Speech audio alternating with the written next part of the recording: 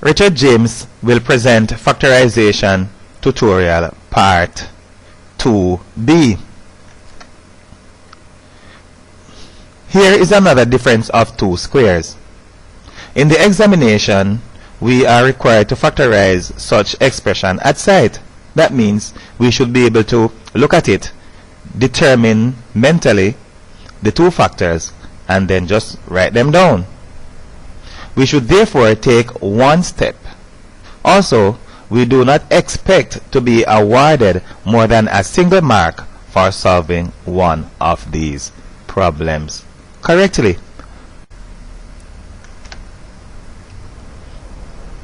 There we have highlighted the two squares.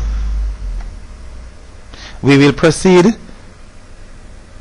by finding the square root of the squares. They will be enclosed in brackets and be separated by a negative sign in one case and a positive sign in the other. And not only that, but by the time we are through with these tutorials, we will be fully aware of the treatment of a difference of two squares as first a trinomial and then also a quadratic expression. We will see also how we will factorize that difference of two squares by making use of the same principles that we make use of when we are factorizing a quadratic, that is, an expression that exists in four terms. We will factorize our difference of two squares by converting it to the form of four terms, and we will factorize by grouping, just as we have done in all the cases in which we have our expressions in four terms that we need to factorize by grouping. However, on this occasion, we will proceed by finding the square root of the squares. They will be enclosed in brackets and be separated by a negative sign in one case and a positive sign in the other. There we have the square root of 9 is equal to 3 and the square root of a squared is equal to a. Those will occupy both pairs of brackets and they will be separated by a positive sign in one case and a negative sign in the other. There we have the square roots. We have the square root of 9, which is 3 here and here, and we have the square root of a squared, which is equal to a. We have them here and here, and we will separate them by a positive sign in one case and a negative sign in the other. As a matter of fact, it does not matter which one we place first. Some students like to place the negative one first all the time, and another may want to use the positive sign first all of the time. We have other students who will mix them up a little bit. They may want to use a positive then a negative, or they may use a negative then a positive. As a matter of fact, it does not matter as long as we have a positive sign in one and a negative sign in the other.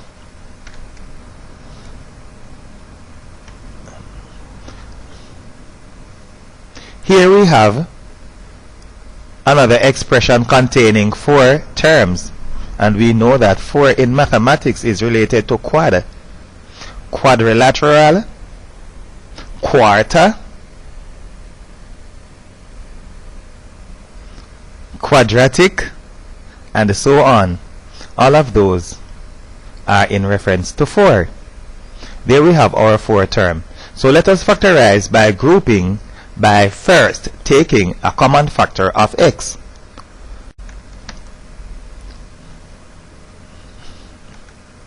So let us take our common factor of x.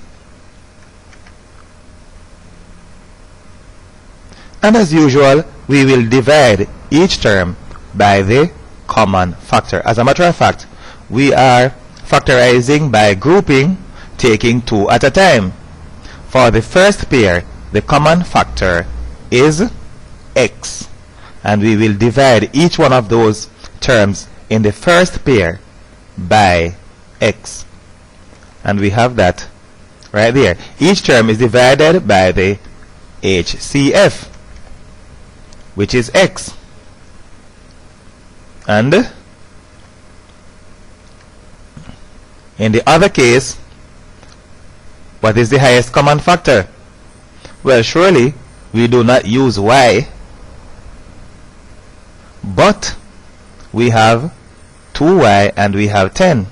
Y is not common because y is not present here. Y is missing from one of the terms. However, it is clear that 2 can divide into itself and also into 10 without leaving a remainder.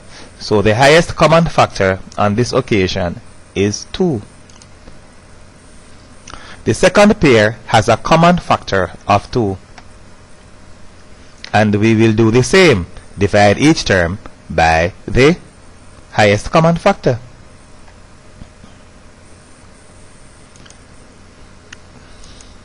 Now we will go under the microscope. 5x divided by x is equal to 5. The x's will cancel. 5x divided by x is equal to 5. And negative xy divided by x, what will happen? The x's will cancel again. And what will we have?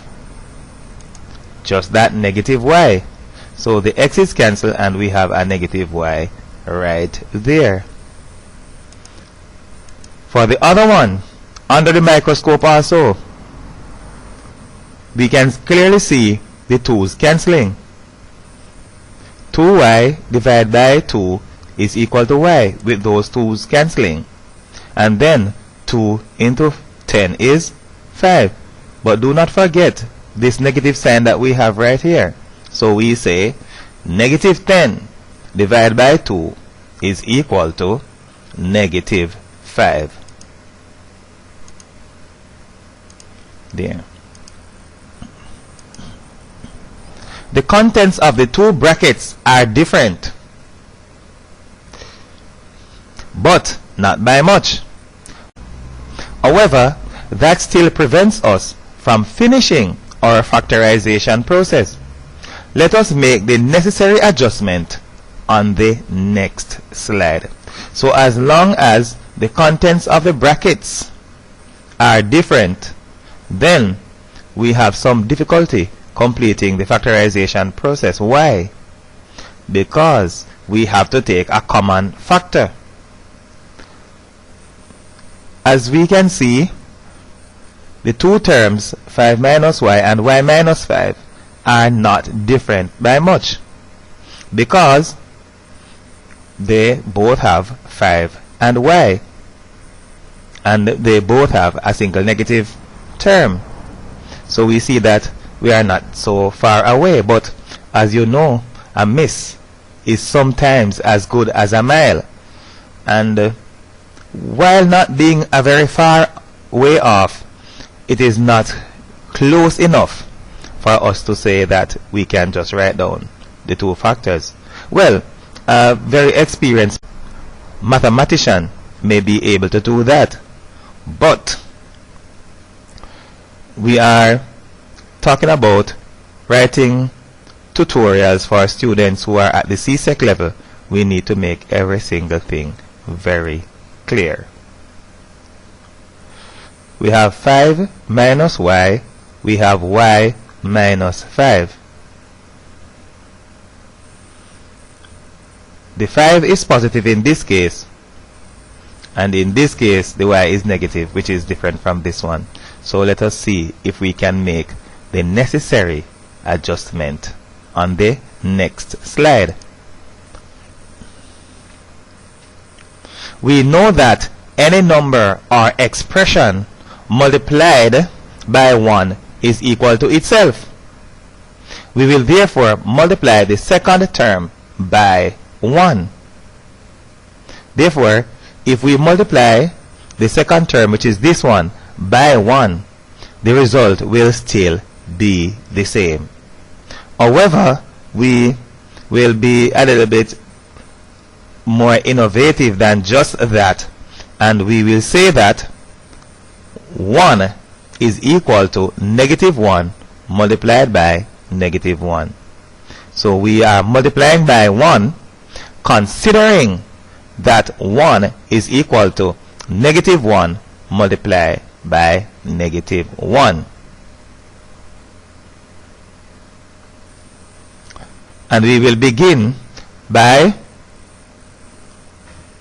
making use of one occurrence of negative 1. So we'll take one occurrence of negative 1 to multiply this positive 2, and take the other occurrence of negative 1 to multiply inside of the brackets. So we have negative 1 multiplied by negative 1 is equal to 1. We really intend to multiply this term by 1, but we are taking or resolving. We have used that term on numerous occasions already.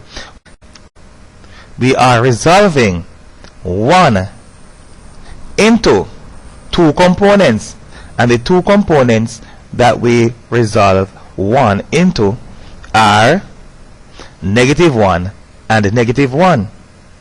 We are still multiplying by 1, because negative 1 multiplied by negative 1 is equal to 1. However, we will take one occurrence of negative 1 right here, multiplying this positive 2, and we'll take the other occurrence inside of the brackets. But first, this term will not be affected, so it is brought back just as it is. So we will begin. Take this positive 2, multiply that by a negative 1, and we get a negative 2. Then we will take the negative 1 to multiply inside of this bracket.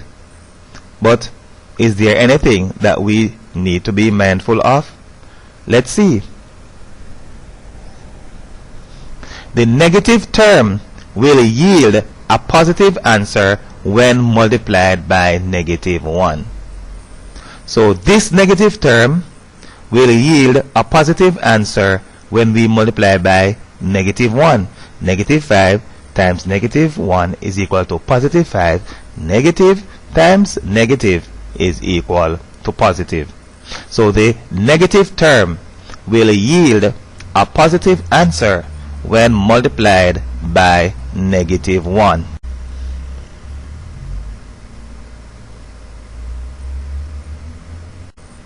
And the positive term will yield a negative answer when multiplied by negative 1. So this positive y will give a negative answer when multiplied by a negative 1. Positive multiplied by negative is equal to negative. Therefore, we will have one term is positive and one term is negative. So the term that is negative will give the positive answer, and the one that is positive will give the negative answer. What will we do then? Let us therefore multiply the negative term by the negative 1 first. And we will do that in order that the positive answer will be placed at the front. So we will say negative 1 multiplied by negative 5, which is what we have right here, will give a positive 5, and the positive 1 will go first. Then we will take the negative 1 and multiply by y, which is a positive y, and we will get a negative y. See, y, which is positive, multiplied by negative 1 is equal to negative y.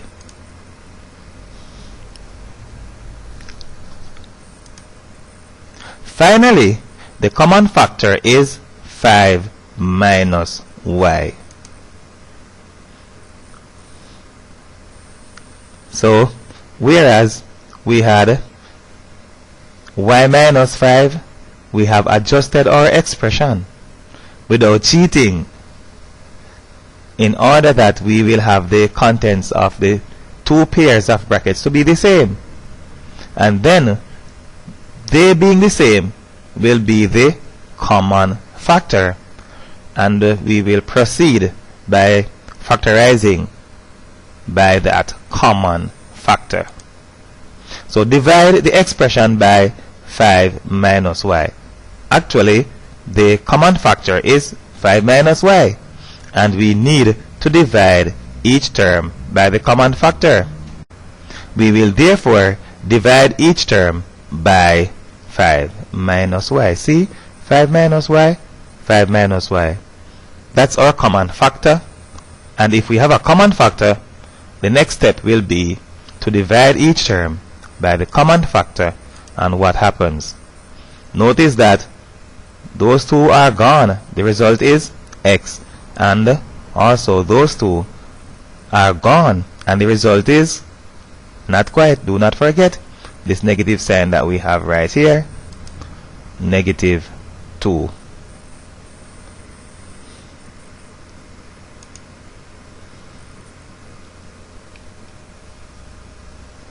Some mathematicians may count it as a matter of redundancy if I should say that this is a simple common factor factorization problem, because maybe in their estimation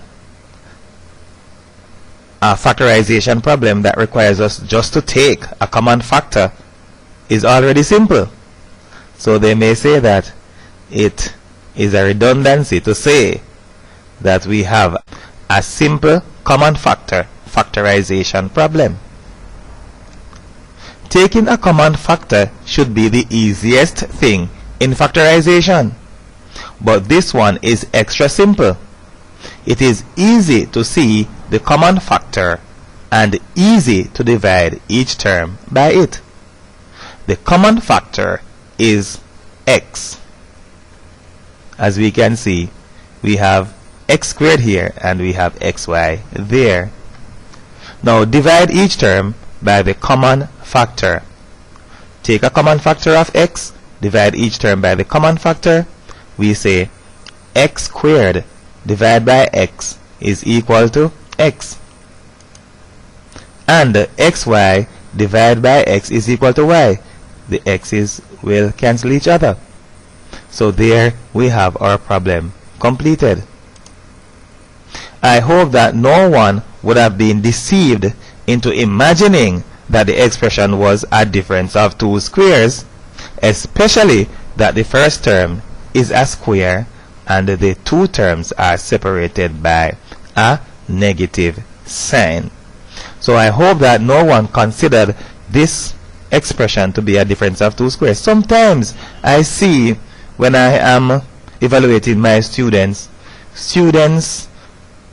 give an answer for a problem that is very much like this one, and the form of the answer strongly suggests that the students are attempting to factorize a difference of two squares.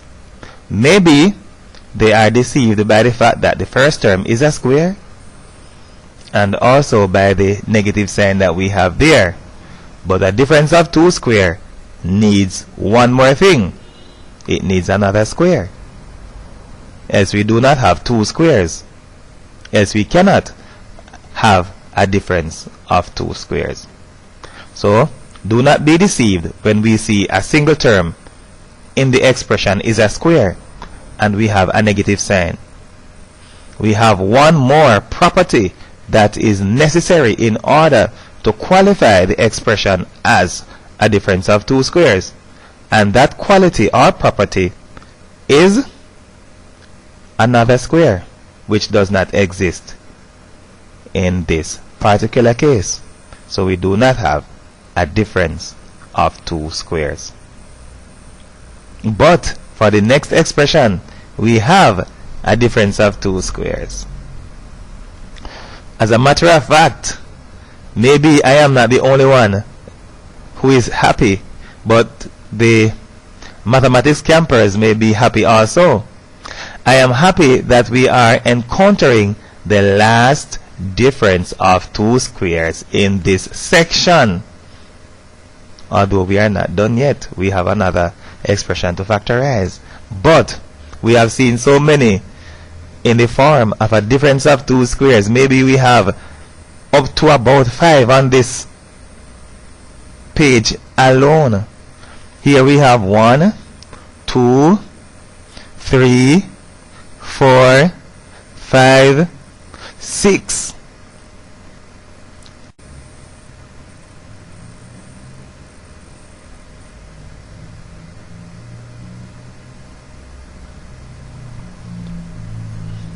So we already have quite a bit on this page, and we no doubt had maybe 1 or 2 on the first tutorial, and if not, I am sure that we have quite a great number remaining for tutorials 3, 4, and 5. So we are at the last one in this section. Quickly find the square root of the squares. They will be enclosed in brackets and be separated by negative sign in one case and a positive sign in the other. There we have the two squares matching. E squared, square root of e squared is equal to e. Square root of 1 is equal to 1. So we have your square roots of your squares, and we need to separate them by a positive and a negative sign, and we are done. That's all there is to it. It is really no rocket science discovering why we are expected to be able to just look at a difference of two squares and just write the factors down. Neither should there be any difficulty figuring out why we should not get more than 1 mark for factorizing it correctly in an examination, because it is a very simple process and it may be carried out in one step. Some may say that it is not easy at all, but as the common saying goes, a man is a fool to what he does not know. But we know the difference of two squares. We are not a fool to it. Therefore, we should not have any difficulty factorizing it very quickly in one step. And neither should we expect to get more than a single mark for doing it correctly in an examination.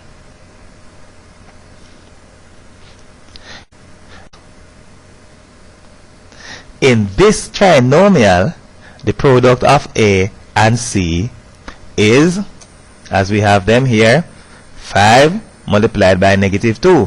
5 times negative 2, and that is equal to negative 10. A negative product indicates that the two middle coefficients will have different signs. The value of B is negative. This tells us that the larger one is negative. We will consider the possibilities that we are saying on this occasion, that the possibilities are very few. So, negative product tells us that the numbers will have different signs. The middle coefficient, which is the sum of the two numbers that we are seeking, is negative. If the sum is negative and the signs are different, it means that we are adding numbers with different signs. We subtract the smaller from the larger, and the answer will take the same sign as the larger, same sign as the larger. Therefore, the larger one is negative. The possibilities are not many. We have a negative 10 plus 1, which is equal to a negative 9. And we have a negative 5 plus 2, which is equal to a negative 3. The product negative 10 multiplied by 1 is equal to negative 10. Also, negative 5 multiplied by a positive 2 is equal to negative 10. So we are not throwing in the products right here. We are just looking at the sums. So we have negative 10 plus 1 is equal to negative 9. And we know that if we multiply these two numbers, we'll get a negative 10. Negative 5 plus 2 is equal to negative 3. And we know that if we multiply these two numbers, we will also get a negative 10. So these are the possibilities. And 1 matches perfectly with our middle coefficient. The product is negative. This fixes the signs of the two middle coefficients. One is negative and the other will be positive. The middle coefficient is negative. The larger one must therefore be negative. The correct combination is therefore negative 10 plus 1. Negative 10 and positive 1 will therefore be the two coefficients of the component middle terms. And we will resolve that middle term into its two components before we factorize by grouping on the next slide. Now that we have the two component coefficients, which are negative 10 and positive 1, let us proceed to factorize. So we begin taking a common factor of 5p. As we can see, 5 into 5 and 5 into 10, those are possible, and we have a p squared and a pq. 5p is our common factor. The first two terms have a common factor of 5p, and we go under the microscope immediately. 5p squared divided by 5p. Of course, 5 will cancel with 5. P into p squared is p. And also, negative 10pq divided by 5p. 5 into 10 is 2, and the p will cancel with the p. The q remains. But do not forget that we have a negative sign right there. P minus 2q. The second pair has a common factor of q. So take your q. The common factor is q. No problem, seeing that q will cancel with q and we have p, and nothing to cancel the 2, it goes back. Q into q squared is q, and do not neglect this negative sign that we have there. So pq divided by q is p. Negative 2q squared divided by q is equal to negative 2q.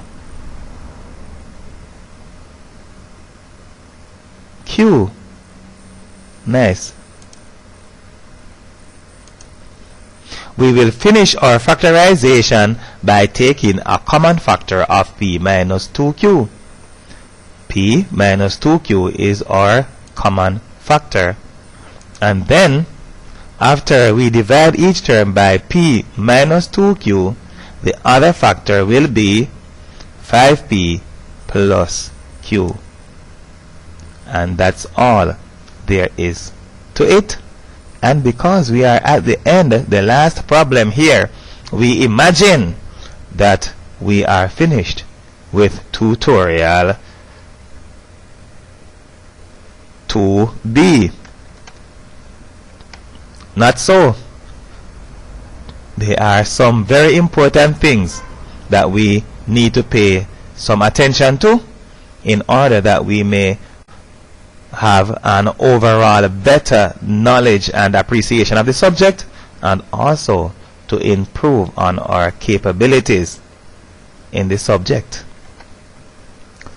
We have taken a look at how we arrive at the highest common factor of the terms in tutorial 2a. We may use a rule of thumb in helping us to arrive at the highest common factor in a more efficient way. So we will use a rule of thumb.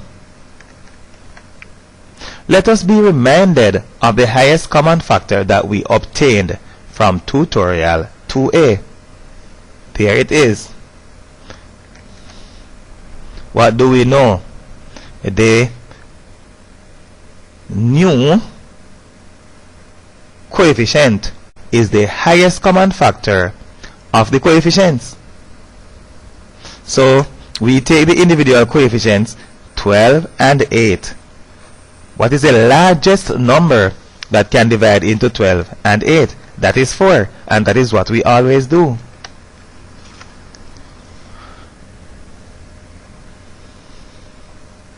What do we know?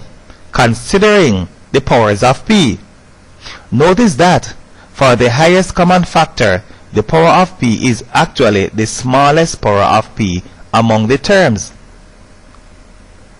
So we have the highest common factor of the powers of p, and notice that of the two that we have here, it is the smaller one.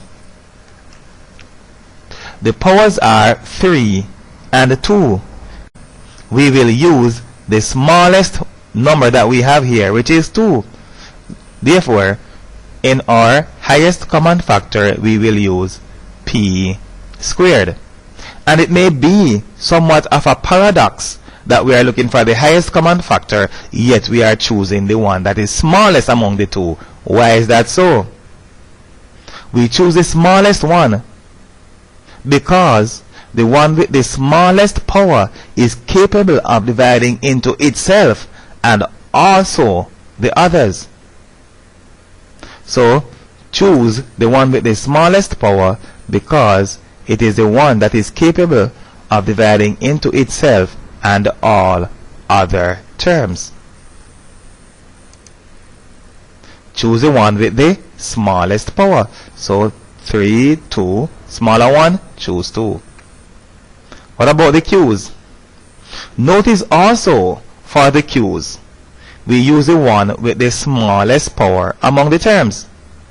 For a number or letter that is not accompanied by an index, we know that the value of the index is 1 by default. So notice that we do not have q accompanied by any power here. The power is 1 by default. The powers are 1 and 3. So we will use the smaller one or the smallest one, which is 1. We therefore use q to the power of 1, which is equal to q. If we have q to the power of 1, well, let us say this one first. We had just q. We know that the default power is 1. So we know that even though we just have q, we are talking about q to the power of 1. And now that we are at the end, choosing the power of 1 in the highest common factor, we are to understand that if q is accompanied by a power of 1, we do not need to write that power of 1, but we may just leave it as it is. Again, the one with the smallest power is capable of dividing into itself and the others, and that is why we choose the one with the smallest power. In summarizing, the highest common factor may be found by taking the highest common factor of the coefficients of the terms. For the letters or symbols with their indices, always use the one with the smallest power among them. So take the highest common factor of the coefficients and choose among these the one with the smallest power is the one that you use. 3, 2, use 2. 1, 3, use 1.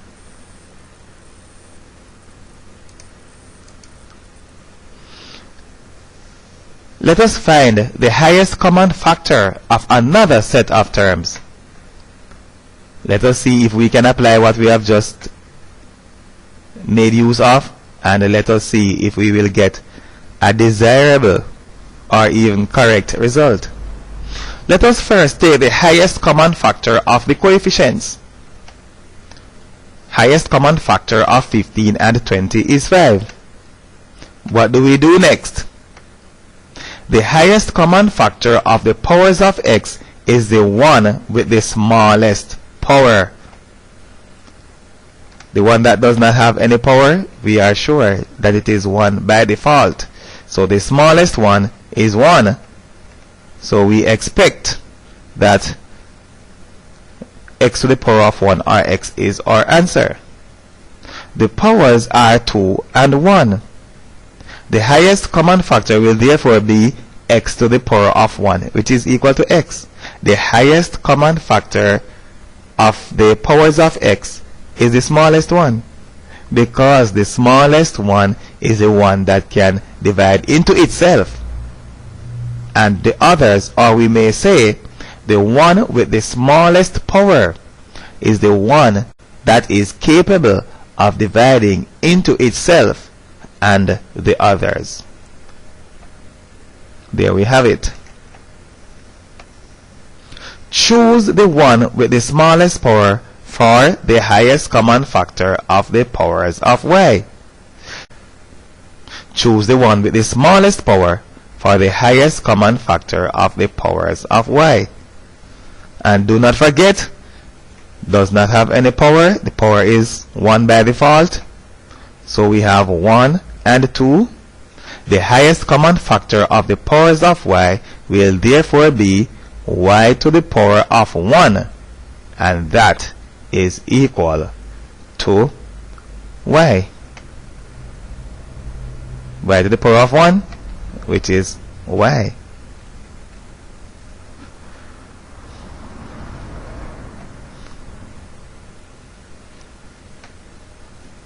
This expression is somewhat different from the ones that we have before.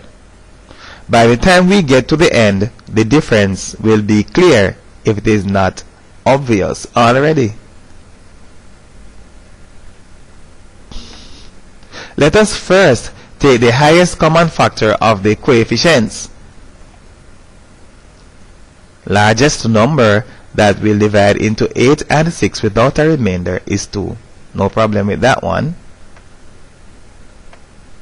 The highest common factor of the powers of a is the one with the smallest power. The powers are 2 and 3. We therefore use 2. So there are the powers 2 and 3. We use the smaller one or the smallest one. We have a to the power of 2, and we will go to the b's.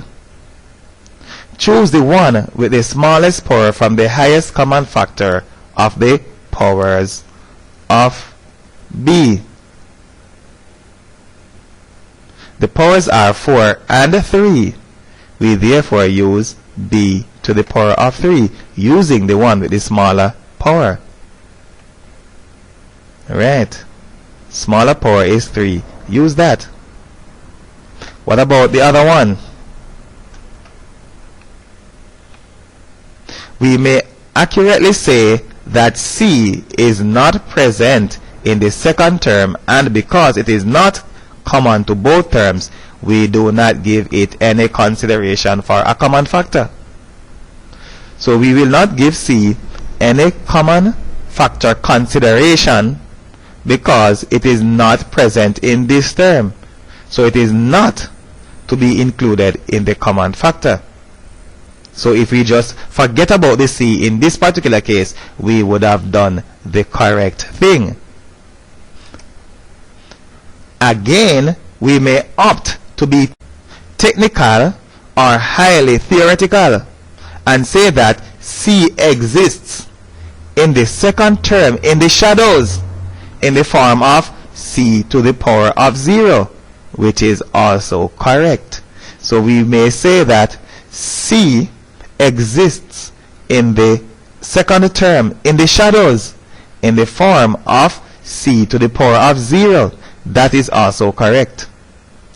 And if we are doing that, what will be present in our common factor? The one with the smallest power. 5, 0. So we will say c to the power of 0 is our highest common factor. Remember that any number raised to the power of 0 is equal to 1. c to the power of 0 is equal to 1. Also, 1 is a multiplicative identity. This means that if we multiply any number or expression by 1, the result will be the same number or expression. The highest common factor will therefore be 2a squared b cubed c to the power of 0 is equal to 2a squared b cubed multiplied by 1, because c to the power of 0 is equal to 1. And finally, anything multiplied by 1 is equal to that same thing. So although we are saying that c to the power of 0 exists inside of the common factor, inside of this term, and will therefore cause c to the power of 0 to be included in the highest common factor, which is correct, theoretically correct as a matter of fact. We are also being aware that any number raised to the power of 0 is equal to 1, and if we multiply 1 by this expression, we will get the same expression. So c appears as if it is not in the highest common factor at all, and it is also correct to leave it that way. So maybe you have never seen, for example, this one that is not present, this one that is not present here. Maybe you have not seen, or you have never seen it given consideration in the highest common factor as c raised to the power of 0. Maybe you have never seen that. As a matter of fact, apart from explaining it in this particular tutorial, I have never seen it before either. But I'm just causing students looking on to be aware of the theoretical sophistry that might exist in solving a problem. And maybe somebody may want to include or make mention of it. We will understand that it is also correct.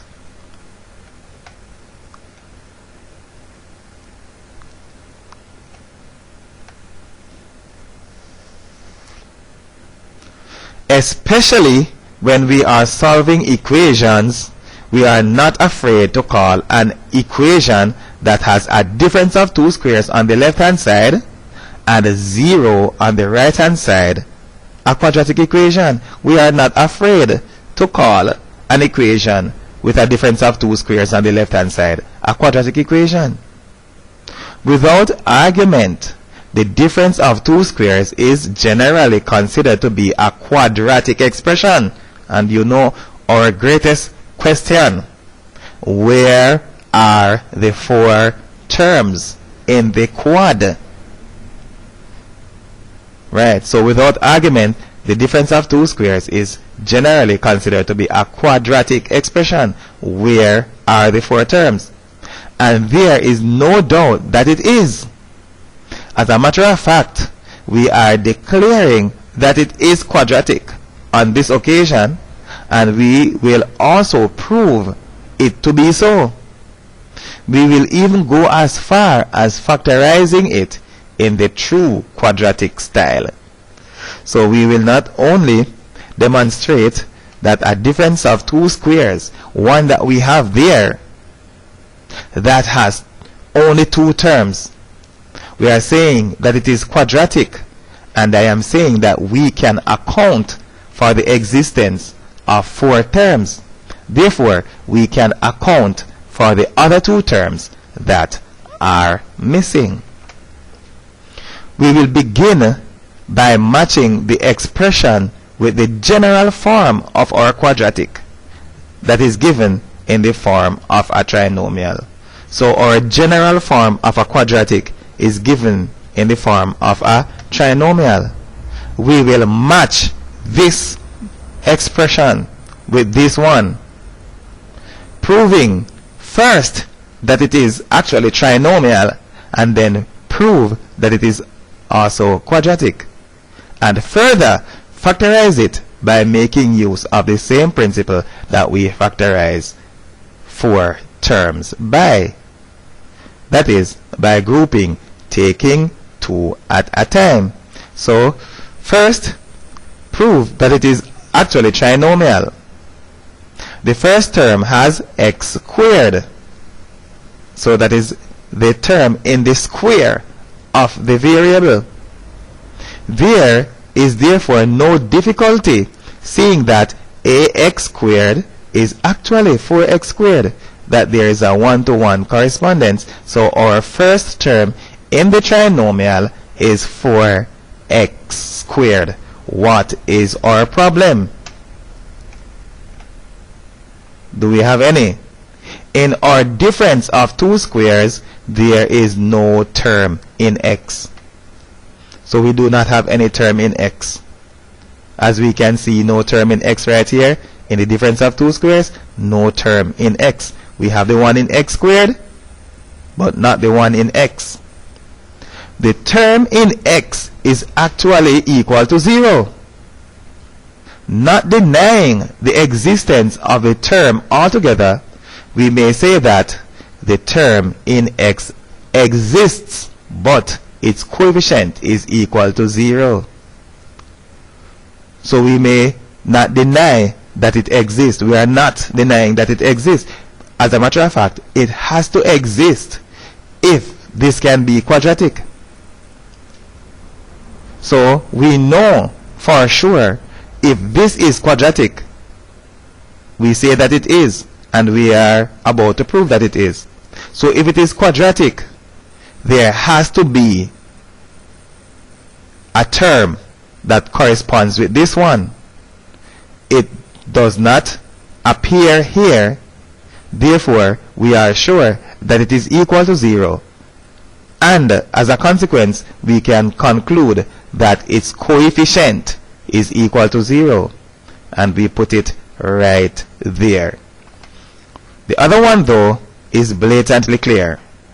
The final term is that constant term that does not contain any x. No x in that final term. And we have an occurrence of it right here, and its corresponding term in the general form is there also. The term that is void of x is -9. -9 will therefore be in the place of the constant third term. So -9 will be our next term. What do we know? All of the terms that we have right there, the 4x squared, the no x or the 0x minus 9. So there is our trinomial. Good. But can we get it in the quadratic form? Can we do that?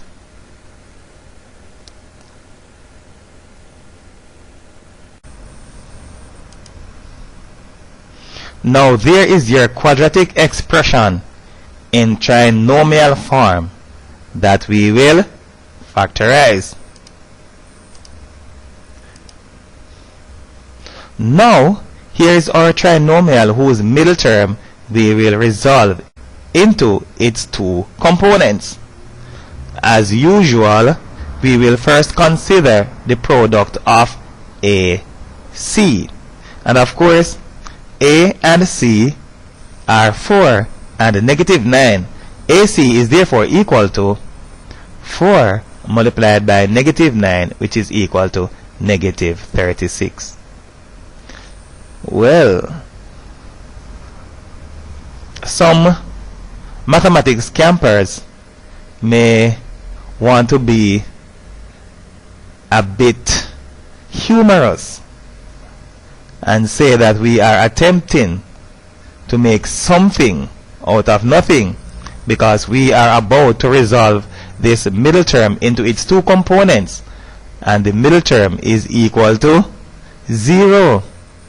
Not only that, when we wrote the original difference of two squares, we did not even have a representation of the middle term, but now we are attempting out of nothing to get not only one but two non-zero terms. The product AC is negative 36.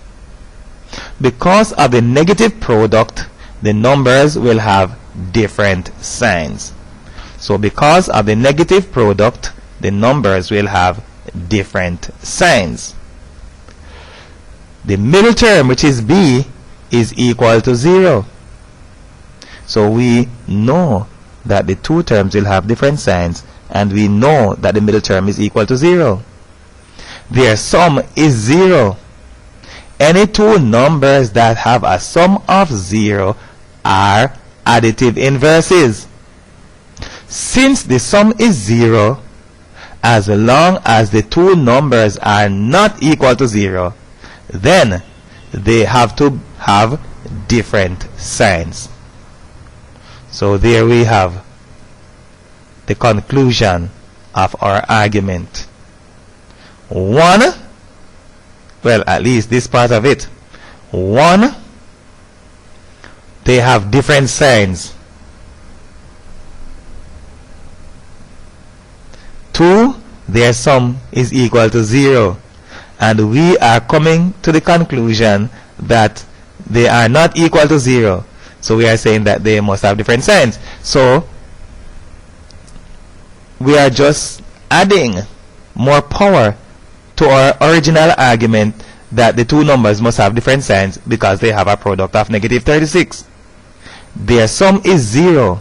If both of them are not equal to 0, then they have to have different signs. They have to have cancelling effect on each other. We are seeking two numbers that have a product of 36. Actually, a product of negative 36, whose sum is 0. Two numbers having a product of negative 36 and their sum is 0. The two numbers are equal but have different signs.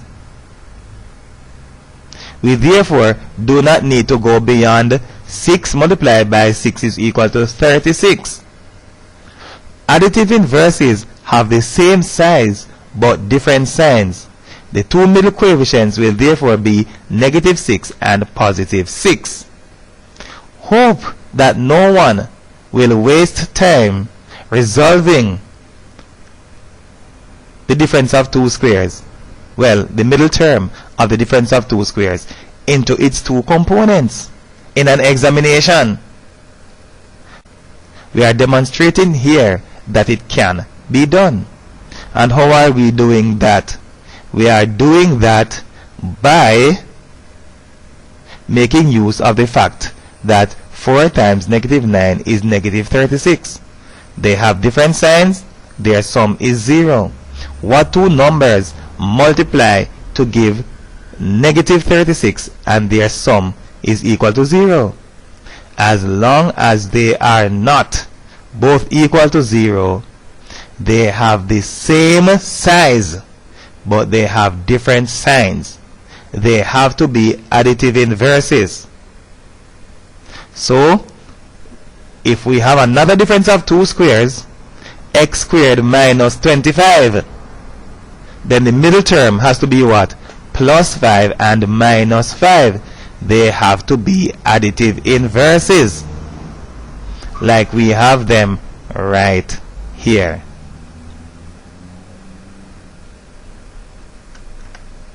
So there we have the expression resolved into its two middle components. And we will factorize by grouping by first taking a common factor of 2x. Common with these two, 2x.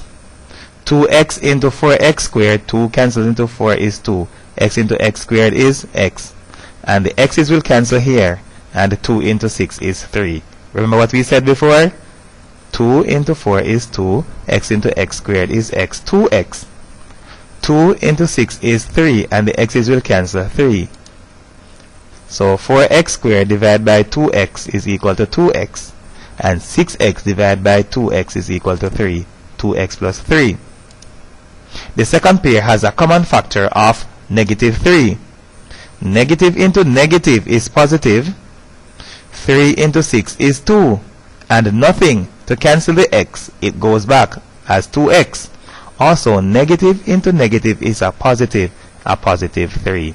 So negative 6x divided by negative 3 is equal to positive 2x. Negative divided by negative is positive. Also, negative 9 divided by negative 3, negative divided by negative is positive. There we have it. Finish by taking a common factor of 2x plus 3. 2x plus 3 is your common factor. The other factor will be 2x minus 3. 2x minus 3. There is really no need for crying out loud in order to explain the form of the factors of the difference of two squares. We are well aware of it. The difference of two squares will have the square roots of the squares separated by a positive sign in one case and a negative sign in the other. We just need to make mention of the fact that the two middle coefficients are additive inverses. So we have additive inverses for the two middle coefficients of a difference of two squares.